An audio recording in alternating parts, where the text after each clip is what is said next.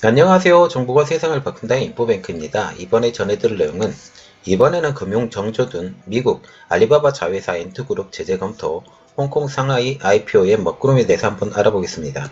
여러분의 구독, 좋아요 한 번씩 눌러주시고 이야기를 시작해 보겠습니다. 지금 알리바바의 자회사예요. 그리고 알리페이의 모회사인 엔투그룹을 정조준하고 있는데 이곳에 블랙리스트를 추가하겠다라는 것을 검토하고 있다고 합니다. 이것은 홍콩과 상하이의 기업 공개, IPO에 먹구름을 일으키고 있다라고 지금 얘기가 나오고 있는데요. 지금 홍콩과 상하이에 IPO를 준비 중인 알리페이의 모회사인 엔트그룹에 대한 제재를 검토하고 있다라는 소식이 전해지고 있습니다. 이번 소식으로 IPO의 흥행에 찬물이 끼얹어지고 있죠. 14일 블룸버그 통신에 의하면 미국 국무부가 엔투그룹을 수출 규제 대상에 포함하는 방안을 도널드 트럼프 행정부에 제안했다고 보도를 하고 있습니다. 엔투그룹은 특히 이번 달 내로 홍콩과 상하이 동시 상장을 준비하고 있었는데 흥행에 완전히 먹구름이 끼었죠. 아무런 문제없이 계획대로 추진이 되었다면 지난해 사우디아라비아 국영 석유기업인 아람코의 294억 달러, 약 35조 원을 넘어 세계 최대 IPO 기록을 세울 것으로 예상을 하였습니다. 애초 300억 달러, 약 34조 3천억 원으로 잡았던 자금 조달 규모도 350억 달러 이상으로 상향 조정할 만큼 인기가 아주 높았죠. 그런데 다시 거꾸로 틀리겠다라는 그런 미국의 입장으로 다시 한번 생각을 하게 되는 것입니다. 지금 이게 역대 주요 기업 IPO 규모인데요. 자, 보시면 저번에 상장했던 아람코가 사우디아라비아 회사인데 여기가 굉장히 성공을 했어요. 294억 달러. 그런데 이번에 준비하고 있는 엔투그룹이 동시 상장을 준비하면서 이 아람코를 뛰어넘을 기세였습니다. 이 아람코를 뛰어넘을 기세였는데 이게 300억 달러에서 350억 달러로 지금 상향 조정을 시켰죠. 상향 조정을 시켰는데 이게 300억 달러 미만으로 깔아앉을 가능성도 예상되고 있습니다. 특히 알리페이를 자회사로 두고 있었기 때문에 세계적인 핀테크 기업으로 지금 평가를 받고 있죠. 알리페이는 연간 가입자 수가 10억 명이 넘고 실질 사용자만도 7억 1100만 명을 보유한 명실상부한 세계 최대 모바일 온라인 결제 서비스예요. 커피를 사는 것에서부터 부동산 구입까지 중국인의 모든 일상을 알리페이를 통해서 이루어집니다. 물론 위챗페이도 많이 써요. 위챗페이보다 알리페이를 훨씬 더 많이 씁니다. 올해 6월 말까지 중국 본토에서의 거래액만 118조 위안에 달았습니다. 8,800만 개 이상의 상점이 알리페이를 결제 수단으로 이용하고 있고 제휴 금융기관만 해도 2,000개가 넘습니다.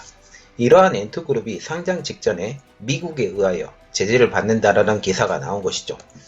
트럼프 대통령이 코로나 확진이 되기 전 8일날 백악관에서 관계자들이 모여서 알리페이, 위챗페이에 대한 제재안을 검토 중인 것보다 더 크게 지금 제재를 하는 거예요. 알리페이만 제재하겠다, 그리고 위챗페이만 제재하겠다라는 게 아니라 이 모회사인 엔투그룹 전체를 제재하겠다라는 그런 내용이죠. 이는 대선을 불과 3주 앞둔 상황에서 엔투그룹 제재 카드를 꺼낸 명확한 이유가 있습니다. 이것은 중국에 대한 압박 수위를 더 높이겠다. 그래서 반중 노선을 더욱더 선명하게 하겠다라는 것으로 지금 풀이가 되고 있어요. 일부 언론에서는 이런 말을 하고 있어요.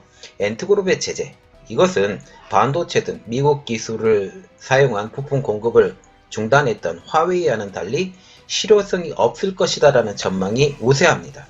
특히 엔투그룹의 수익이 95% 이상이 중국에서 나온다는 점을 고려하면 그렇다는 것이죠. 특히 미국에서는 사용자 거의 없고 거래도 달러화가 아닌 위안화로 이루어지기 때문에 제재의 타격이 없다라는 것입니다. 그러나 이것을 생각해야 돼요. 미국 내 차이나타운을 가면 이들은 거의가 알리페이, 위챗페이를 사용하고 있어요. 그래서 미국 내 차이나 카르텔이 이루어진다라는 거죠. 특히 달러화가 지배하는 미국의 세상에서 위안화의 영역을 넓히는 것으로 보일 수가 있다라는 건데요. 또한 미래 위안화의 영역을 넓히려는 중국과의 입장과 동일하게 작동할 수 있다는 것입니다. 즉, 위안화의 확장성을 미리 싹을 잘라놓겠다는 의미가 하나가 더 내포가 되고 있죠. 그래서 일부 사람들이 이것은 별로 큰 영향이 없을 것이다 라고 얘기를 하지만 아니죠. 아주 큰 영향이 있습니다. 특히 미국의 웹사이트임에도 불구하고 알리페이, 위챗페이의 결제를 허용하는 웹사이트가 있는데 이것도 없어지게 될 것입니다. 이렇게 되면 중국에서 해외로 직구를 할 경우 비자, 마스터, 페이팔 등 미국 시스템에서 작동하는 금융 시스템을 이용할 수밖에 없는 상황이 되겠죠. 며칠 전 중국은 중국 디지털 화폐의 발행을 시작을 했습니다. 이게 시범적으로 시행을 해요. 그들의 목표는 중국에만 국한되어 있지 않고 전 세계적으로 확장하는 확장성이 있다고 합니다. 위안화를 세계의 화폐로 확장하려는 것이죠. 여기에 이용이 될 수 있는 엔트그룹의 알리페이, 텐센스의 위챗페이가 사용될 수 있다라는 그런 생각까지 가지게 됩니다. 즉, 미국의 입장에서는 위안화의 확장성을 막은 것으로 보면 되겠습니다. 또한 이러한 확장성을 막으면서도 홍콩과 상하이의 IPO를 준비하는 엔트그룹에 완전히 한방을 먹인 것이죠.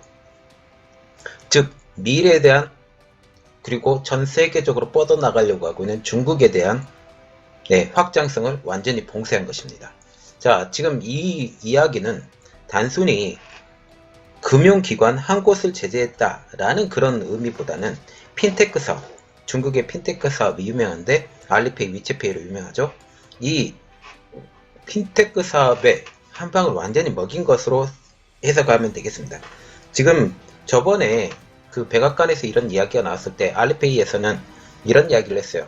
우리는 중국 내에서만 작동을 하기 때문에 너희들에게 큰 위협이 되지 않는다 라고 이런 말까지 나왔어요. 그런데 결국은 이런 말까지 지금 나오고 위챗페이에 또 나중에 제재를 가할 겁니다. 위챗을 제재를 하면 위챗페이까지 제재가 가해져요. 그래서 위챗페이는 따로 생각을 안 해도 되고 이제는 알리페이를 정조준해서 정밀 타격으로 들어간다는 거죠. 위챗은 언젠가는 제재가 들어갈 겁니다. 그리고 이 위챗의 한 일부분이었던 위챗페이도 같이 제재가 들어갈 거예요. 그러면 이 알리페이는 어떻게 될까요? 그러면 알리페이도 마찬가지로 제재가 들어가면 중국의 핀테크 2대 사업 알리페이와 위챗페이가 전부 다 제재를 가하게 되는 그런 일들이 일어날 것 같습니다. 자, 이번 내용은 여기까지였습니다. 제 내용이 여러분들에게 도움이 되셨다라고 생각을 하시면 구독과 좋아요 그리고 알림 설정까지 한 번씩 눌러주시기 바랍니다. 더욱더 여러분들을 위해서 노력하는 인포뱅크가 되도록 노력하겠습니다. 감사합니다.